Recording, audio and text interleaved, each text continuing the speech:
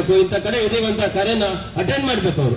ಇನ್ನು ಸಾರ್ವಜನಿಕರಿಗೆ ಏನು ಇವರು ಸೌಲಭ್ಯವನ್ನು ಕೊಡ್ತಾರೆ?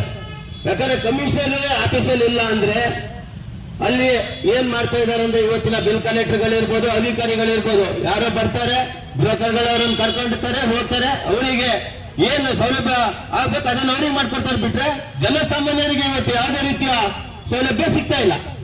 ಇದನ್ನು ಗಮನಿಸಬೇಕು. ಯಾಕಂದ್ರೆ ಈಗಾಗಲೇ ನಮ್ಮ ಅವಧಿ ಮುಗ್ದಿ 7 ತಿಂಗಳಾಗಿದೆ. ಅಕ್ಟೋಬರ್ 29ಕ್ಕೆ ಮುಗ್ದಿದೆ ನಮ್ದು. ಅಡಿಯಲ್ಲಿ ಇರ್ಬೋದು, 7.5 ಅಲ್ಲಿ ಇರ್ಬೋದು, 5 ಅಲ್ಲಿ ಇರ್ಬೋದು, ಯಾವುದೇ ಸೌಲಭ್ಯ ಇವತ್ತು ಸಿಗ್ತಾ ಇಲ್ಲ ಜನರಿಗೆ. ಯಾಕಂದ್ರೆ ಅಧಿಕಾರಿಗಳು ನಾವು ಯಾವಾಗ್ಲೂ ನೋಡ್ತೀವಿ, ನಗರಸಭೆ ಬಂದ್ರೆ ಅಧಿಕಾರಿಗಳೇ ಇರಲ್ಲ, ಜನರುಗಳಿಗೆ ಓಡಾಡೋದೇ ಆಗೋಗಿದೆ. ಆ ರೀತಿ ವ್ಯವಸ್ಥೆ ಇವತ್ತು ನಗರಸಭೆ ನಿರ್ಮಾಣ ಆಗಿದೆ. ಈಗಾಗಲೇ ನಮ್ಮ ಕಮಿಷನರ್ ಗಮನಿಸಬೇಕು. ಕಮಿಷನರ್ ನಾವು ನಗರಸಭೆಯ ಸದಸ್ಯಗಳು ಏನು ನಮ್ದು ಅವಧಿ ಮುಗ್ದಿದೆ ಅಂತ ಹೇಳ್ಕೊಂಡು ಒಂದು ಫೋನ್ ಮಾಡಿದ್ರೆ, ತುರ್ತು ಆದ ಏನೋ ಒಂದು ಮಳೆ ಬಂತು, ಒಂದು ಮರ ಬಿದ್ದಿರುತ್ತೆ, ಏನೋ ಒಂದು ಕೆಲಸ ಆಗೋದಿರುತ್ತೆ, ಅಂತ ಸಂದರ್ಭದಲ್ಲಿ ಫೋನ್ ಮಾಡಿದ್ರೆ ಫೋನ್ ಹೇಳ್ಬೇಕು, ಇಂಥ ಕಡೆ ಇದೀವಂತ ಕರೆನ ಅಟೆಂಡ್ ಮಾಡ್ಬೇಕು ಅವರು. ಇನ್ನು ಸಾರ್ವಜನಿಕರಿಗೆ ಏನು ಇವರು ಸೌಲಭ್ಯವನ್ನು ಕೊಡ್ತಾರೆ? ಯಾಕಂದ್ರೆ ಕಮಿಷನರ್ ಆಫೀಸಲ್ಲಿ ಇಲ್ಲ ಅಂದ್ರೆ ಅಲ್ಲಿ ಏನ್ ಮಾಡ್ತಾ ಇದಾರೆ ಅಂದ್ರೆ ಇವತ್ತಿನ ಬಿಲ್ ಕಲೆಕ್ಟರ್ಗಳಿರ್ಬೋದು, ಅಧಿಕಾರಿಗಳಿರ್ಬೋದು, ಯಾರೋ ಬರ್ತಾರೆ, ಬ್ರೋಕರ್ಗಳವರನ್ನು ಕರ್ಕೊಂಡಿರ್ತಾರೆ, ಹೋಗ್ತಾರೆ, ಅವರಿಗೆ ಏನು ಸೌಲಭ್ಯ ಆಗ್ಬೇಕು ಅದನ್ನ ಅವ್ರಿಗೆ ಮಾಡ್ಕೊಡ್ತಾರೆ. ಬಿಟ್ರೆ ಜನಸಾಮಾನ್ಯರಿಗೆ ಇವತ್ತು ಯಾವುದೇ ರೀತಿಯ ಸೌಲಭ್ಯ ಸಿಗ್ತಾ ಇಲ್ಲ.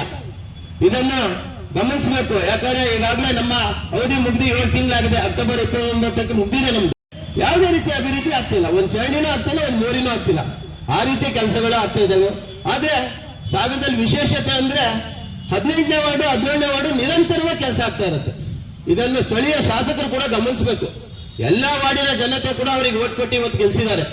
ಎಲ್ಲಾ ವಾರ್ಡನ್ನು ಸಾಮಾನ್ಯ ಜನತೆ ಅವರು ನೋಡ್ಬೇಕಾಗತ್ತೆ. ಯಾಕಂದ್ರೆ ಎಲ್ಲ ವಾರ್ಡಿಗೂ ಕೆಲಸ ಮಾಡ್ಬೇಕಾಗತ್ತೆ. ಯಾಕಂದ್ರೆ ಪಕ್ಷ ಗೆಲ್ಲವರಿಗೂ ಪಕ್ಷ ಗೆದ್ದ ಮೇಲೆ ಎಲ್ಲರೂ ನಮ್ಮವರೇ.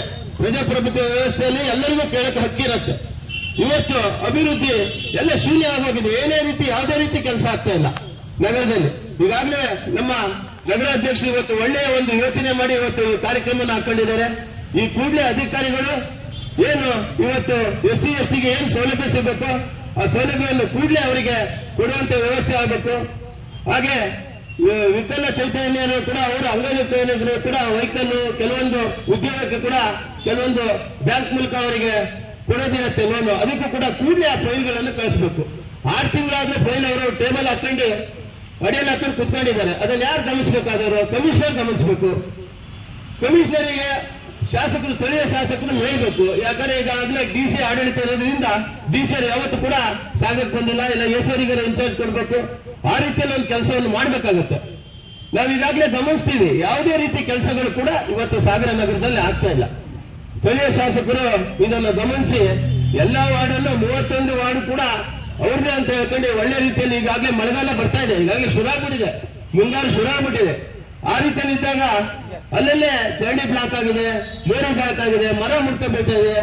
ಹುಟ್ಟಾಗ ಅದಕ್ಕೆ ಏನ್ ಮಾಡ್ಬೇಕು ಅದನ್ನ ಕೂಡಲೇ ಮಾಡ್ಬೇಕು. ಫಲಾನುಭವಿಗಳಿಗೆ ಏನ್ ಸೌಲಭ್ಯ ಕೊಡಬೇಕು ಕೂಡಲೇ ಕೊಡ್ಬೇಕು. ಕೊಡದೇ ಇದ್ದಲ್ಲಿ ನಾವು ಇಲ್ಲೇ ಅಧಿಕಾರಿಗಳು ಬಂದು ಹೇಳೋವರೆಗೂ ಇಲ್ಲೇ ಕೂರ್ತೀವಿ ಅಂತ ಹೇಳ್ತಾ ನನಗೆ ಮಾತನಾಡಲು ಅವಕಾಶ ಕೊಟ್ಟ ತಮ್ಮೆಲ್ಲರಿಗೂ ಒಂದ್ಸಲ ನಾನು ಮಾತನ್ನು ಮುಗಿಸ್ತೀನಿ. ಭಾರತ್ ಮಾತೆ. ಆ ಸಭೆಗೆ ಮಾತ್ರ ಸೀಮಿತವಾಗಿರತ್ ಬಿಟ್ರೆ ಎಲ್ಲೇ ಅದು ಒಂದು ಚೂರು ಕಾರ್ಯರೂಪಕ್ಕೆ ಬಂದು ಅದು ಯಾವುದೇ ರೀತಿ 1% ಜನರಿಗೆ ಕೂಡ ಸಹಾಯ ಆಗ್ತಾ ಇಲ್ಲ. ಯಾಕೆ ಅಂದ್ರೆ ಇಲ್ಲಿ ನಗರಸಭೆಯಲ್ಲಿ ಯಾವುದೇ ಒಂದು ಕೆಲಸಗಳು ಮೂಲಭೂತ ಸೌಕರ್ಯಕ್ಕೂ ಕೂಡ ಜನರು ಪರದಾಡುವಂತಹ ಒಂದು ವ್ಯವಸ್ಥೆ ನಿರ್ಮಾಣ ಆಗಿದೆ.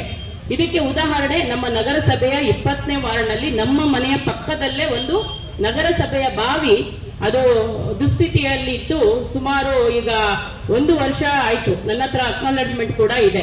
ಅದಕ್ಕೆ ಮನವಿಯನ್ನ ಕೊಟ್ಟಿದ್ವಿ, ಸರಿ ಮಾಡ್ಕೊಡಿ, ಅದು ಸಾರ್ವಜನಿಕರಿಗೆ ಕುಡಿಯೋಕೆ ನೀರನ್ನ ಒದಗಿಸ್ಕೊಡುವಂತ ತುಂಬಾ ಚೆನ್ನಾಗಿ ಕುಡಿಯೋ ನೀರು ಇರುವಂತ ಬಾವಿ ಅದು ಕುಸಿದು ಒಳಗಡೆನೆ ಎಲ್ಲ ಮಣ್ಣು ಇದು ಎಲ್ಲ ಅಲ್ಲಿ ಸಿಲ್ಟ್ ಸೇರ್ಕೊಂಡು ಯಾರಿಗೂ ಉಪಯೋಗಕ್ಕೆ ಬರದಿರುವಂತ ಆಗಿದೆ. ಅದನ್ನ ಬೇಸಿಗೆಯಲ್ಲೇ ಆ ಹೂಳನ್ನ ಎತ್ತಿ ಅದನ್ನ ವ್ಯವಸ್ಥಿತವಾಗಿ ಮೇಲೆ ಅದಕ್ಕೆ ರಿಂಗನ್ನ ಅಳವಡಿಸಿ ಸಾರ್ವಜನಿಕರಿಗೆ ಅನುಕೂಲ ಆಗೋ ಹಾಗೆ ಮಾಡಿಕೊಡಿ ಅಂತ ಕೇಳಿದ್ವಿ. ಅದು 1.5 ವರ್ಷ ಆಯ್ತು. ಮೊನ್ನೆ ಕೂಡ ನಮ್ಮ ವಾರ್ಡಿನ ಫಲಾನುಭವಿಗಳು ಬಂದು ಅದು ಮನವಿಯನ್ನ ಕೊಟ್ಟಿದ್ದಾರೆ. ನಗರಸಭೆಯ ಸಾರ್ವಜನಿಕರಿಗೆ ಅನುಕೂಲವಾಗಿರುವಂತಹ ಮೂಲಭೂತ ಸೌಕರ್ಯವನ್ನ ಕೊಡುವಂತಹ ಕುಡಿಯುವ ನೀರು ಅದನ್ನ ಇವರು ಸರಿಪಡಿಸ್ಲಿಕ್ಕಾಗ್ಲಿಲ್ಲ ಅಂದ್ರೆ ಇನ್ನು ಮಳೆಗಾಲ ಶುರುವಾಯ್ತು, ಯಾವಾಗ ಇವರು ಬಾವಿ ಕೆಲಸ ಮಾಡಿಸೋದು? ನಗರಸಭೆ ಬಾವಿಗಳು ಎಲ್ಲರಿಗೂ ಉಪಯೋಗಕ್ಕೆ ಬರ್ತಾ ಇದೆ, ಎಲ್ಲ ಏರಿಯಾಗಳಲ್ಲೂ ಇದೆ. ಅದಕ್ಕೆ ರಿಂಗ್ ಅನ್ನ ಅಳವಡಿಸೋದಾಗ್ಲಿ ಅದನ್ನ ಸ್ವಚ್ಛತೆಯನ್ನು ಮಾಡಿಸೋ ಸುಮಾರು 3 ವರ್ಷಕ್ಕೂ ಹೆಚ್ಚಾಯ್ತು. ನಾವು ಈ ಪಟ್ಟಿಯನ್ನು ಏನು 24.10, 7.5 ಮತ್ತು 5% ಈ ಪಟ್ಟಿ ಮಾಡಿ ಫಲಾನುಭವಿಗಳ ಆಯ್ಕೆ ಕೂಡ ಆಗಿದೆ. ಆದರೆ ಈ ಕಾಂಗ್ರೆಸ್ ಪಕ್ಷದ ಆಡಳಿತದ ವ್ಯವಸ್ಥೆಯಲ್ಲಿ ಇದುವರೆಗೂ ಕೂಡ ಅವರಿಗೆ ಈ ಪಟ್ಟಿಯನ್ನ ಘೋಷಣೆ ಮಾಡಿ ಅರ್ಹ ಫಲಾನುಭವಿಗಳಿಗೆ ಬೇಕಾಗಿರ್ತಕ್ಕಂಥ ಆ ಸೌಕರ್ಯವನ್ನು ಒದಗಿಸಲಿಕ್ಕೆ ಇದುವರೆಗೂ ಕೂಡ ಆಗಿಲ್ಲ. ಇದು ಯಾವ ರೀತಿ ಅಹಿಂದ ಹೇಳ್ತಕ್ಕಂಥ ಪ್ರಶ್ನೆಯನ್ನ ನಾವು ಭಾರತೀಯ ಜನತಾ ಪಾರ್ಟಿಯವರು ಮಾಡ್ತಾ ಇದ್ದೇವೆ. 24.10 ಈಗಾಗಲೇ ಹೇಳಿದ್ದಾರೆ, ಪರಿಶಿಷ್ಟ ಜಾತಿ ಮತ್ತು ಪಂಗಡದವರಿಗೆ ಬೇಕಾಗಿರ್ತಕ್ಕಂಥ ಮೂಲಭೂತ ಸೌಕರ್ಯಗಳಿರ್ಬೋದು, ಇತರೆ ವ್ಯವಸ್ಥೆಗಳಿರ್ಬೋದು, ಎಲ್ಲವನ್ನು ಕೂಡ ಭರಿಸಲಿಕ್ಕೆ ಸಾಧ್ಯ ಆಗ್ತಕ್ಕಂಥ ಒಂದು ವಿಶೇಷವಾದ ಸ್ಕೀಮ್. ನಮ್ಮ ಮೈತ್ರಿ ಪಾಟೀಲ್ ಅವರು ಅಧ್ಯಕ್ಷರ ಸಂದರ್ಭದಲ್ಲಿ ಮತ್ತು ಮಧುರಾ ಮೇಡಮ್ ಅವರ ಅಧ್ಯಕ್ಷರ ಸಂದರ್ಭದಲ್ಲಿ ಆ ಪಟ್ಟಿಯನ್ನು ಮಾಡಿ ಅರ್ಹ ಫಲಾನುಭವಿಗಳನ್ನು ಗುರುತಿಸಿ ಎಲ್ಲ ಸಿದ್ಧ ಆಗಿದೆ. ಆದರೆ ಆ ದುಡ್ಡನ್ನು ಕೊಡ್ಲಿಕ್ಕೆ, ಆ ಒಂದು ಸೌಕರ್ಯವನ್ನು ಕೊಡ್ಲಿಕ್ಕೆ ಇವರಿಗೆ ಮೀನಾಮೇಷ ಎನಿಸ್ತಕ್ಕಂಥ ಪರಿಸ್ಥಿತಿ.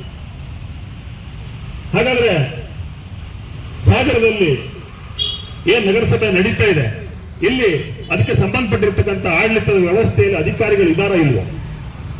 ಲಕ್ಷ್ಮೀನಾರಾಯಣ್ ಹಿಂದೆ ಕೆಲಸ ಮಾಡಿದ್ರು, ಇವತ್ತು ಕೆಲಸ ಮಾಡ್ತಾ ಇದ್ದಾರೆ. ರಾಜ್ಕುಮಾರ್ ಬಹಳ ದೊಡ್ಡ ಹೆಸರುವಾಸಿ ಆಗಿರ್ತಕ್ಕಂಥ ಅಧಿಕಾರಿಗಳು. ಹಾಗಾದ್ರೆ ಏನ್ ಮಾಡ್ತಾ ಇದೀರಿ?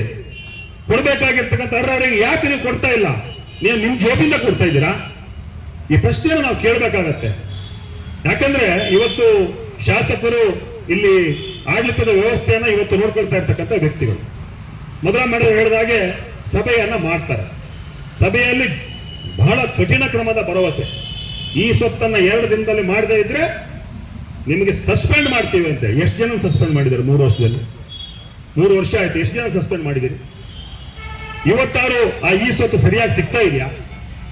ಇವತ್ತಿಲ್ಲಿ ಬಂದಿರ್ತಕ್ಕಂಥ ಇಲ್ಲಿ ಬೇಕಾದಷ್ಟು ಸಾರ್ವಜನಿಕರಿದ್ದಾರೆ. ಪ್ರಶ್ನೆ ಮಾಡಿದ್ರೆ ಗೊತ್ತಾಗತ್ತೆ ಅವರಿಗೆ, ಒಬ್ಬರಿಗಾದ್ರೂ ಸರಿಯಾದ ರೀತಿಯಲ್ಲಿ ಸೌಲಭ್ಯಗಳು ಸಿಗ್ತಾ ಇದೆಯಾ? ಈ ಪ್ರಶ್ನೆಯನ್ನ ಇವತ್ತು ಭಾರತೀಯ ಜನತಾ ಪಾರ್ಟಿ ಮಾಡ್ತಾ ಇದೀವಿ. ಈ ಕಾಂಗ್ರೆಸ್